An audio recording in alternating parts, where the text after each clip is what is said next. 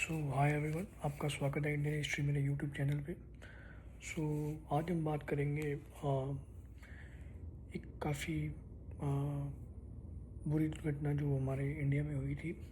काफ़ी टाइम हो चुका है, that is 26/11 Mumbai terror attack. And इस पर काफ़ी ज़्यादा यूट्यूब डॉक्यूमेंट्रीज बनी हैं, काफ़ी ज़्यादा स्टोरी टेलिंग वीडियोज़ बनी हैं, लेकिन मैं यही समझाऊंगा आपको कि ये कैसे हुआ, इसके पीछे क्या क्या रीज़न था, क्या क्या चीज़ें हुई, कैसे ये इम्प्लीमेंट हुआ अटैक, क्या क्या चीज़ें हुई, शुरू से लेकर लास्ट तक क्या चीज़ें हुई, कैसे शुरू हुआ, कहाँ से शुरू हुआ और कहाँ पर ख़त्म हुआ, और कौन कौन इसमें इंडल्स था, जो जो लोग इंडल्स थे उनके साथ क्या हुआ। तो ये पर्टिकुलरली ये चीज़ शुरू होती है 26 नवंबर 2008 से। 26 नवंबर 26/11/2008। ओके, 26/11/2000 याद रखना ये डेट। आगे आगे आपको कुछ ऐसी चीज़ें मैं मेंशन करूँगा जिनको आपको याद रखना पड़ेगा, क्योंकि उन चीज़ों का इम्पैक्ट इस पूरी घटना पर आगे जाके है। तो हमारी कहानी शुरू होती है, मतलब हमारा ये रियल इंसिडेंट शुरू होता है 26/11/2008 से। ये एक ऐसी तारीख है जिसमें मुंबई कभी भूल नहीं पाएगा। इवन मुंबई नहीं, इंडिया भी, पूरा इंडिया कभी भूल नहीं पाएगा, हर एक बंदा कभी भूल नहीं पाएगा। और उस मतलब उस दिन शाम मुंबई जो था वो बिल्कुल नॉर्मल था। लोकल ट्रेन चल रही थी, कैफ़ेज़ भरे हुए थे, होटल्स में गेस्ट चेक इन कर रहे हैं, आ रहे हैं, जा रहे हैं। किसी को भी अंदाज़ा नहीं था कि समुद्र के रास्ते से पाकिस्तान से 10 टेररिस्ट आएंगे, मुंबई में एंटर करेंगे, और इवन ऑलरेडी उस टाइम को एंटर कर चुके थे। लगभग रात 9:20, ये टाइम याद रखना, लगभग रात 9:20 बजे अचानक गोलियों की आवाज़ आती है। और कहाँ से आती है ये? छत्रपति शिवाजी टर्मिनस, छत्रपति शिवाजी टर्मिनस यानी CST स्टेशन। याद रखना, पहली गोली की आवाज़ आती है छत्रपति शिवाजी टर्मिनस यानी CST स्टेशन पर। लोग समझ नहीं पाए कि क्या हो रहा है। ऑटोमेटिक राइफल्स थी, ग्रेनेड के साथ टेररिस्ट ने भी काफ़ी सिविलियंस को पर फायरिंग करनी शुरू कर दी, इंडिस्क्रिमिनेट फायरिंग शुरू कर दी। इसके साथ साथ मुंबई के अलग अलग हिस्सों में अटैक स्टार्ट हो गए। ओके, सिर्फ एक लोकेशन पे नहीं, डिफरेंट लोकेशंस पे अटैक शुरू हो गए। जो हमारी पहली लोकेशन जिसके बाद जो आती है वो आती है लियोपोल्ड कैफ़े। अभी मैं आपको लोकेशंस के नाम देना शुरू कर दूँगा, याद रखना। Leopold cafe, Taj Mahal palace hotel, Leopold cafe, Taj Mahal palace hotel, Oberoi Trident hotel, Oberoi Trident hotel और नरीमन हाउस। पूरा शहर जो था, पूरी इंटायर सिटी थी, ये एक वॉर जोन बन चुकी थी उस टाइम पे। उसके बाद एंट्री होती है मुंबई पुलिस की, और मुंबई पुलिस की पहली रिस्पांस में वो आ गई, लेकिन उनके पास कोई प्रॉपर वेपन्स नहीं थे, कोई बुलेट प्रूफ जैकेट्स नहीं थी, क्योंकि आपको पता है कि इतनी जल्दी आर्मी, डिफेंस, NSG इंडल्स नहीं होती है। सबसे पहले लोकल पुलिस इंडल्ज होती है, कोई भी सिचुएशन होती है, ऐसी वॉर की सिचुएशन होती है, लोकल पुलिस इंडल्ज होती है, देन उसके बाद NSG या फिर IB इंटेलिजेंस जो भी इंडल्ज होती हैं, ठीक, उसकी बात हम बाद में करेंगे। तो मुंबई पुलिस ने काफ़ी अच्छा रिस्पॉन्स किया, लेकिन प्रॉब्लम ये थी कि उनके पास प्रॉपर वेपन्स नहीं थे और बुलेट प्रूफ जैकेट्स नहीं थी। डिस्पाइट उनके पास काफ़ी लिमिटेड रिसोर्सेज थे, जो मैं पहले बता चुका हूँ, क्योंकि कई पुलिस ऑफिसर्स ने अपनी जान रिस्क पर डालकर सिविलियंस को बचाया भी। ये हम काफ़ी चीज़ को मानते हैं, क्योंकि आप सबको पता होगा कि कितने पुलिस वाले शहीद हुए हैं हमारे। एंड जैसे जैसे सिचुएशन को कंट्रोल बाहर हो गई, पर सिचुएशन कंट्रोल से बाहर हो गई थी उस वक्त पुलिस के आने से भी। देन गवर्नमेंट ने NSG कमांडोज को दिल्ली से मुंबई बुलाया। ओके, अब याद रखना, दिल्ली से मुंबई आए NSG कमांडोज, और जो NSG ने नेशनल सिक्योरिटी गार्ड ने जो ऑपरेशन कंडक्ट किया, इस ऑपरेशन का एक नाम रखा गया, उसका नाम था ऑपरेशन ब्लैक टॉर्नेडो।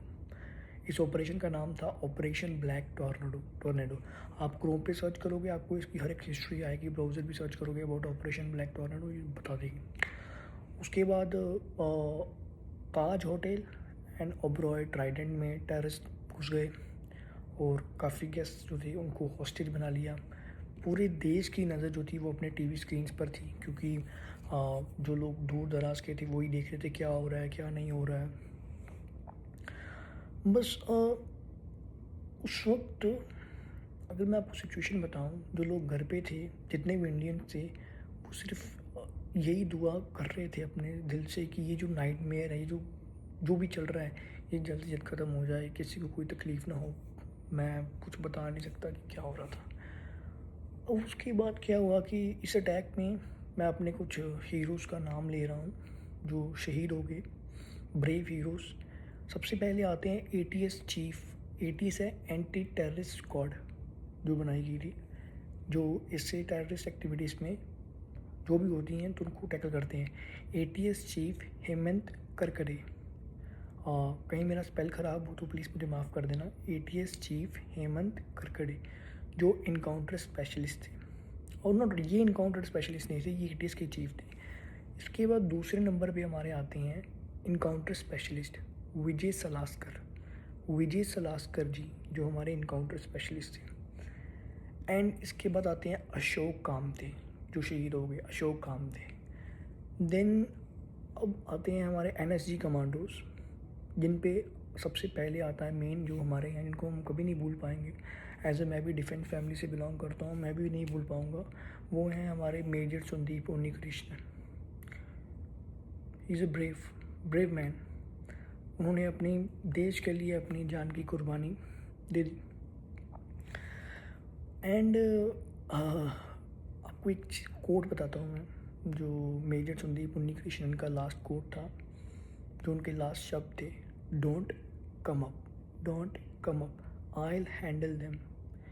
ये शब्द आज भी इंडियंस के दिलों में छू जाते हैं, आज भी। अगर आप कभी एनएसजी में जाते हो, कभी अगर किसी ने एनएसजी ज्वाइन की होगी, तो वो जो एक टेबल टाइप का रखा हुआ है जहाँ पर वो बैठे हुए थे साइड पे, वहाँ पर आज भी बुलेट के मार्क्स हैं। तो वो देखना, वहीं उन्होंने बोला था कि don't come up, I will handle it. वो अकेले ही उन्होंने किया था सब कुछ। फर्दर हम आगे बढ़ते हैं। तो ये जो पूरा ऑपरेशन था, लगभग 60 घंटे तक मुंबई में टेरर का राज रहा था उस टाइम। तो ये चला था ना 60 घंटे, 60 hours, not 60 minute, 60 hour. Finally NSG ने अपना ऑपरेशन कंप्लीट किया। 9 मिलिटेंट्स जो टेररिस्ट थे वो मारे गए।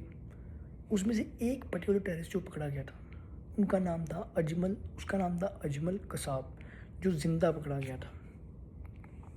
फर्दर थोड़ी डिटेल, इस अटैक में टोटल 166 लोगों की जान गई, 166, और 300 से भी ज़्यादा घायल हुए। ये सिर्फ नंबर नहीं है, याद रखना, ये सिर्फ नंबर नहीं है, ये वो फैमिलीज हैं जिनके सपने, ज़िंदगियाँ उस रात में ख़त्म हो गई टोटली। उनकी फैमिलीज़ की सब टोटली ख़त्म हो गई। 26/11 के बाद इंडिया कभी भी पहले जैसा नहीं रहा, कभी भी। क्योंकि इसके बाद जो हमारी कोस्टल सिक्योरिटीज़ हैं, जहाँ से वो पानी से आए थे, वो कोस्टल सिक्योरिटीज़ को और स्ट्रॉन्ग किया गया। इंटेलिजेंस सिस्टम को हमारे और इम्प्रूव किया गया। एंटी टेरर लॉस और बनाए गए, स्ट्रिक्ट बनाए गए। लेकिन जो दर्द और जो ट्रॉमा मिला था ना हमें 26/11 को, वो आज भी ज़िंदा है, वो कभी जाएगा नहीं। क्योंकि 26/11 सिर्फ एक टेरर अटैक नहीं था, ये इंडिया की स्पिरिट को तोड़ने की कोशिश की गई थी, जो फेल हो गई, की गई थी काफ़ी कोशिश, जो फेल हो गई। मुंबई फिर से खड़ा हुआ। हमारा मुंबई जो है वो सिर्फ एक शहर नहीं है, वो इंडिया की जान है, वो इंडिया का दिल है। लेकिन हमारे मुंबई के लोग फिर से खड़े हुए, हमारा मुंबई फिर से खड़ा हुआ, और इंडिया और भी ज़्यादा यूनाइटेड हो गया, और भी ज़्यादा एकता आई उनमें। और आज जब भी हम 26/11 को याद करते हैं ना, जब भी हम याद करते हैं, आप याद करोगे, तो हम उन मासूम लोगों को श्रद्धांजलि देते हैं, जिनको शायद हमने कभी नहीं दी होगी, या और उन वीर जवानों को सल्यूट करते हैं जिन्होंने अपने जान दे दी अपने देश के लिए। Never forget, never forgive, never forget, never forgive. अगर आपको ये वीडियो इन्फॉर्मेटिव लगी हो, लाइक करें, शेयर करें, और चैनल को सब्सक्राइब करना मत भूलना। जय हिंद, जय भारत।